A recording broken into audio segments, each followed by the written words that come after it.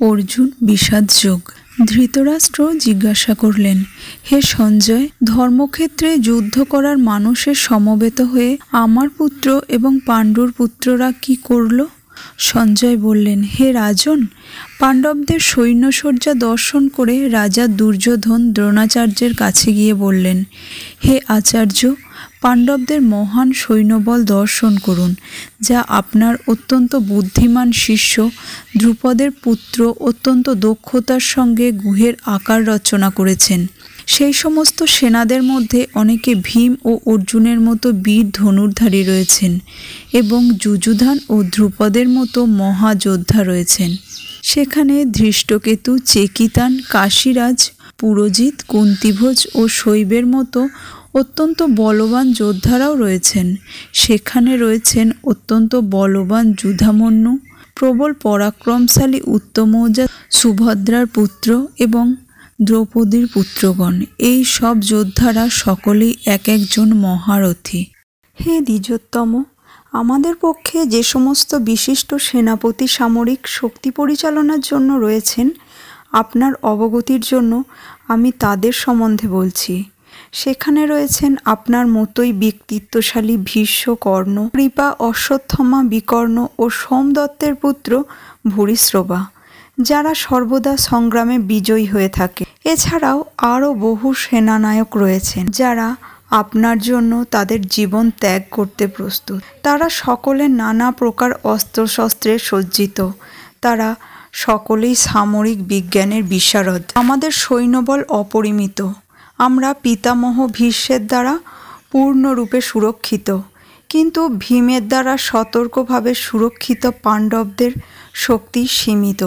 এখন আপনারা সকলে সেনাগুহের প্রবেশপথে নিজ নিজ গুরুত্বপূর্ণ স্থানে স্থিত হয়ে পিতামহ ভীষ্মকে সর্বতোভাবে সাহায্য প্রদান করুন।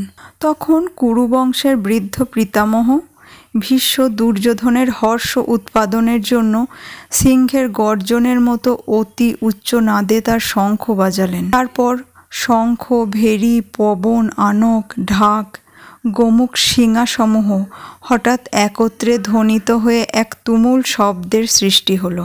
অন্যদিকে শ্বেত অশ্বযুক্ত এক দিব্য রথে স্থিত শ্রীকৃষ্ণ ও অর্জুন উভয়ে তাদের দিব্য শঙ্খ বাজালেন। শ্রীকৃষ্ণ বাজালেন তার পাঞ্চজন্য নামক শঙ্খ, অর্জুন বাজালেন দেবদত্তা নামক শঙ্খ এবং বিপুল ভোজনপ্রিয় ভীমকর্মা ভীমসেন বাজালেন পৌণ্ড্র নামক তার ভয়ঙ্কর শঙ্খ। কুন্তিপুত্র মহারাজ যুধিষ্ঠির অনন্ত বিজয় নামক শঙ্খ বাজালেন। নকুল ও সহদেব বাজালেন সুঘোষ ও মণিপুষ্পক নামক শঙ্খ। হেম মহারাজ, মহান ধনুর্ধর কাশীরাজ, প্রবল যোদ্ধা শ্রীখণ্ডী, দৃষ্টদ্যুম্ন, বিরাট অপরাজিত সাত্যকী, দ্রুপদ, দ্রৌপদীর পুত্রগণ, সুভদ্রার মহাবলবান পুত্র এবং অন্যান্য সকলে তাদের নিজ নিজ পৃথক শঙ্খ বাজালেন। শঙ্খ নিনাদের সেই প্রচণ্ড শব্দ আকাশ ও পৃথিবী প্রতিধ্বনিত করে ধৃতরাষ্ট্রের পুত্রদের হৃদয় বিদারিত করতে লাগল।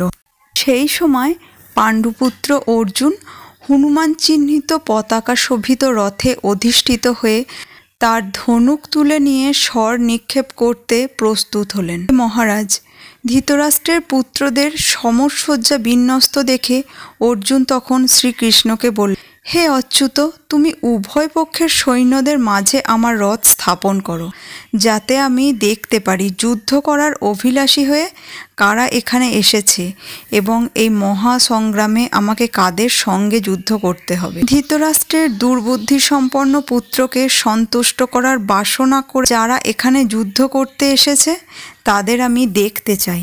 সঞ্জয় বললেন, হে ভরত বংশধর, অর্জুন কর্তৃক এভাবে অদৃষ্ট হয়ে শ্রীকৃষ্ণ সেই অতি উত্তম রথটি চালিয়ে নিয়ে উভয় পক্ষের সৈন্যদের মাঝখানে রাখলেন।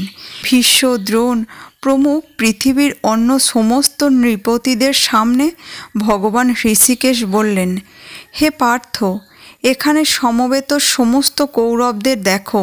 অর্জুন উভয় পক্ষের সেনাদলের মধ্যে পিতৃব্য, পিতামহ, আচার্য, মাতুল, ভ্রাতা, পুত্র, পৌত্র, শ্বশুর, মিত্র ও শুভাকাঙ্ক্ষীদের উপস্থিত দেখতে পেলেন। যখন কুন্তিপুত্র অর্জুন সকল রকমের বন্ধু ও আত্মীয় স্বজনদের যুদ্ধক্ষেত্রে অবস্থিত দেখলেন, তখন তিনি অত্যন্ত কৃপাবিষ্ট ও বিষণ্ণ হয়ে বললেন, হে প্রিয়বর কৃষ্ণ, আমার সমস্ত বন্ধু বান্ধব ও আত্মীয় স্বজনদের এমনভাবে যুদ্ধবিলাসী হয়ে আমার সামনে অবস্থান করতে দেখে আমার অঙ্গ প্রত্যঙ্গ অবশ হয়ে যাচ্ছে, মুখ শুষ্ক হয়ে উঠছে, আমার সর্বশরীর কম্পিত ও রোমাঞ্চিত হচ্ছে, আমার হাত থেকে গান্ডীব খসে পড়ছে, ত্বক যেন জ্বলে যাচ্ছে। কেশব, আমি এখন আর স্থির থাকতে পারছি না, আমি আত্মবিস্মিত হচ্ছি, আমার চিত্ত উদ্ভ্রান্ত হচ্ছে। হে কেশী, দানবহন্তা শ্রীকৃষ্ণ, আমি কেবল অমঙ্গলসূচক লক্ষণসমূহ দর্শন করছি। হে কৃষ্ণ, যুদ্ধে আত্মীয় স্বজনদের নিধন করা শ্রেয়স্কর দেখছি না।